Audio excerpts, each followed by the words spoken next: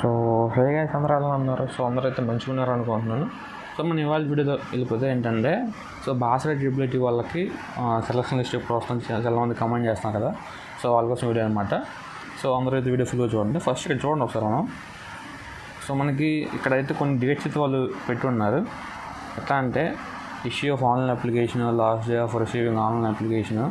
ఇక్కడ మనం వరుసగా చూసుకుంటే ఇక్కడ కింద కనిపిస్తుంది కదా మీకు, announcement of provision selection list అని చెప్పేసి.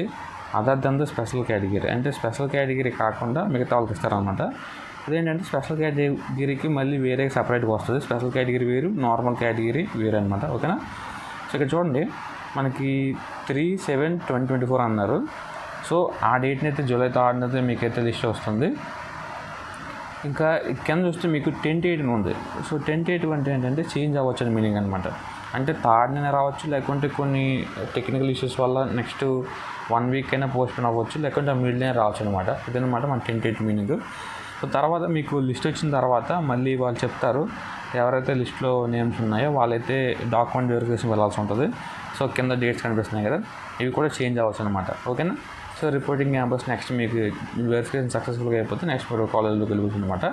ఇదనమాట మనకి 3 అయితే ప్రస్తుతం ఉన్న న్యూస్ వరకు అయితే మనకైతే 3 అయితే లిస్ట్ వచ్చే అవకాశం ఉంది. సో ఇంకేమైనా చేంజెస్ ఉంటే నేను ఖచ్చితంగా వీడియో పెడతాను.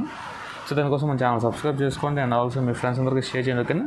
వాళ్ళు కూడా చూసుకోండి. సో చూసిన ప్రతి ఒక్కరితో వీడియో అనేది లైక్ చేయడానికి ట్రై చేయండి. సో ఎవరో లైక్ చేయట్లేదు సో వీడియోని. సో చేస్తే ఇంకా మరి కొంతమందికి వీడియో షేర్ అవుతుంది. ఓకేనా? So thank you. See you on next video.